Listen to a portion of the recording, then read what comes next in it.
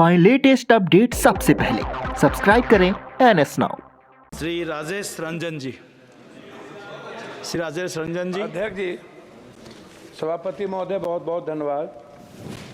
मैं पहले कुछ वर्ल्ड इनक्वालिटी डेटाबेस का ताज़ा रिसर्च के मुताबिक भारत में असमानता अपने 100 साल शिखर से ऊपर पहुंच चुका है। भारत रिजर्व बैंक के गवर्नर रघुराजन कहते हैं कि भौतिक पूंजी पर जोर देने के साथ साथ मानवीय पूंजी के निर्माण पर ध्यान देने की ज़रूरत थी, जिसको नहीं दिया गया। आर्टिफिशियल इंटेलिजेंस की दुनिया का सामना करने के लिए तैयार हो सके, प्रथम फाउंडेशन की प्रकाशित रिपोर्ट 14 से 18 साल की उम्र वाली चौथाई बच्चे साधारण से लिखे हुए वाक भी नहीं पढ़ पाते हैं आज के इस हिंदुस्तान में। कोविड-19 की जगह के बाद स्वास्थ्य और एजुकेशन पर सबसे ज़्यादा यदि किसी को झटका लगा तो वो बच्चों को लगा। दूसरी सबसे बड़ी बात ये है कि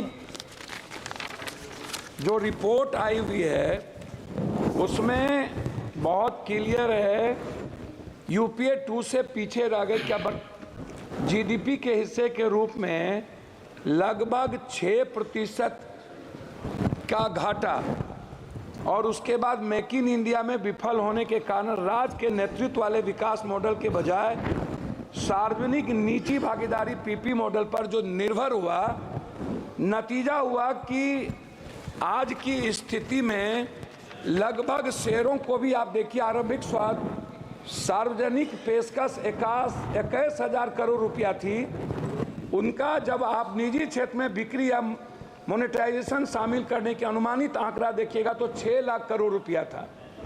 भारत के कार्यबल 20% ही औपचारिक रोजगार जुड़ा हुआ है। अंतर्राष्ट्रीय श्रम संगठन के ताजा आंकड़ों के मुताबिक लगभग 2000 में जहां देश में बेरोजगार में पढ़े लिखे नौजवानों की तादाद 54.2% थी, वो 2022 में बढ़कर 65.7% हो गई। उस तरह दुनिया के कारखानों में तब्दील करने की जो मेक इन इंडिया की सबसे बड़ी बात थी, जिसमें 25 अरब डॉलर मोबाइल इलेक्ट्रॉनिक्स वाली कंपनियों को दिया गया भारत सरकार के द्वारा युवाओं को आगे बढ़ाने के लिए, जिसमें 1.3% भी, ये आंकड़ा मेरा नहीं है, ये आंकड़ा भारत सरकार का है, वो स्थिति इसमें पैदा हो गई कि हमने यूथ को आगे नहीं बढ़ा पाया। लगभग 40% श्रमिक किसी क्षेत्र में काम करते हैं और केवल 20% ही विनिर्माण नौकरियां या आईटी जैसी व्यावसायिक सेवा में काम करता है। ये जो मजदूर है 40%, 10 साल के अंदर इस पर कोई काम वर्तमान सरकार ने नहीं किया। खास तौर पर अनुसूचित जाति SC, अनुसूचित जनजाति ST, पिछड़ा वर्ग OBC आरक्षण के संदर्भ में आप उठा करके देखिएगा, जितनी प्राइवेट नौकरियों की बात आई नियोजित, उस पर कभी भी आज तक सभापति महोदय निजी आरक्षण को लेकर के वर्तमान सरकार 10 सालों में कभी भी किसी भी बजट में प्राइवेट आरक्षण को लेकर ST SC अत्यंत पिछड़े वर्ग के लिए जब आपने सरकारी नौकरी खत्म कर दी, उसी का एक हिस्सा है बजट में जो आया है OBC वर्ग के लिए, जिनकी राह में कठिनाई, छात्रों की pre 210 crore, post matric 10 crore, लगभग 921 करोड़, छात्रवृत्ति नेशनल फेलोशिप 55 करोड़, विदेशी शिक्षा की सब्सिडी स्कीम 25 करोड़ तथा छात्रावास योजना पर 45 करोड़ रुपया के अनुमानित, मतलब 2024 के बजट अनुमान के पिछड़े वर्ग के छात्रों और अनुसूचित जनजाति की उच्च शिक्षा विकास के लिए योजना सरकार में बहुत कम घटा दिया ST SC का और OBC का। एक तरफ आप अत्यंत पिछड़ा OBC ST SC के आरक्षण को खत्म कर रहे हैं, एक तरफ उनकी इकोनॉमी को खत्म कर रहे हैं। विदेश जो ST SC OBC के बच्चे जा रहे थे, उसके लगभग पैसे आपने 3 हिस्सा कम कर दिया। तो मेरा उसमें कहना बिल्कुल साफ है कि अध्यक्ष महोदय, सबसे जो इम्पोर्टेंट था वो है, आप इसको समझने का प्रयास करिए, वो सबसे ज़्यादा है एजुकेशन। Health, NREGA, window. मैं सभापति महोदय विडो के बारे में जो 6 पेंशन है, विधवा पेंशन है, वृद्धा पेंशन है, निःशक्त पेंशन है, मैं सरकार से जानना चाहूंगा ये 300 रुपया कब तक आप दोगे? 400 रुपया कब तक? क्या इस पेंशनधारी को 1000 से 2000 रुपया वृद्धा पेंशन को क्या नहीं बढ़ाना चाहिए?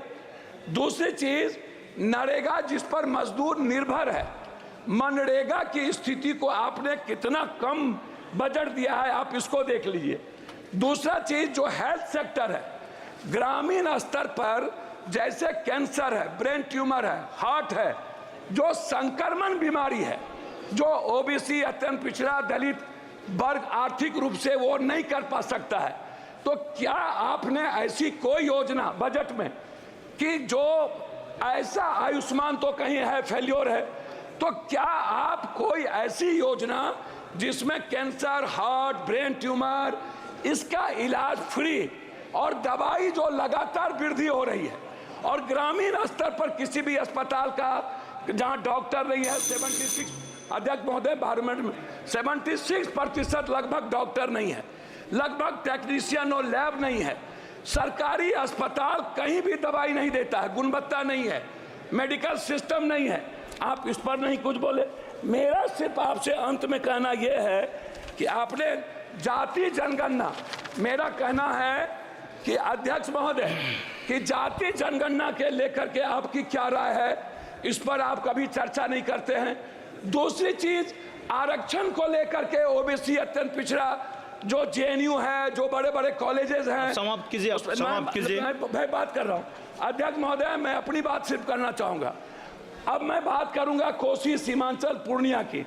मेरा रिक्वेस्ट आपसे यह है कि पूर्णिया में IIT और IIM का हब, सीमांचल पूर्णिया में केंद्रीय विश्वविद्यालय, अखिल भारतीय आयुर्वेदिक संस्थान सहरसा में, आप समाप्त लगभग मैं समाप्ति कर रहा हूं अपनी बात करके, कोर्ट स्टेशन और पूर्णिया जंक्शन में वाशिंग पीठ, लगभग कोसी नदी पर हाई डैम, पूर्णिया बिहार को उप राजधानी, दूसरा उच्च न्यायालय बेंच की अभिलाष कर रहा हूं, मक्का और मखान। मैं आपसे आग्रह करूंगा, सौमित्र खान जी, सभापति प्लीज कंक्लूड, प्लीज।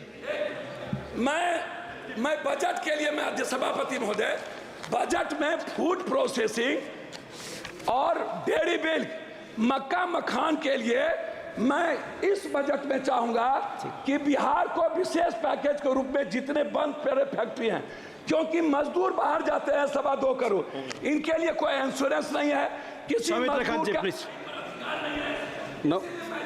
धन्यवाद, धन्यवाद, प्लीज। धन्यवाद चेयरमैन सर। आज पहले कारगिल जय दिवस है।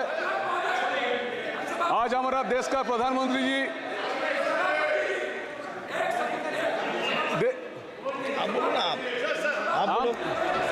पहले धन्यवाद देना चाहता हूं, जहां देश का प्रधानमंत्री जी हमारा एक सेकेंड आप मेरा आग्रह 15 सेकंड में बोले, 15 सेकंड। मेरा आग्रह है अध्यक्ष जी, ये जो आप जैसे आंगनबाड़ी, रसोईया, आज कारगिल जय दिवस, ममता, आशा, नियोजित, संविदा, शिक्षा मित्र, मेरा 2 ही इसमें सबमिशन है।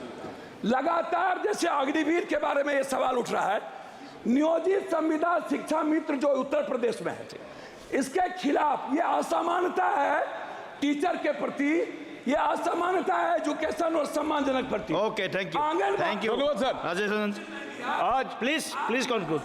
कोई चीज सौमित्र खान जी प्लीज स्टार्ट। सर धन्यवाद प्लीज से नमन करता हूँ।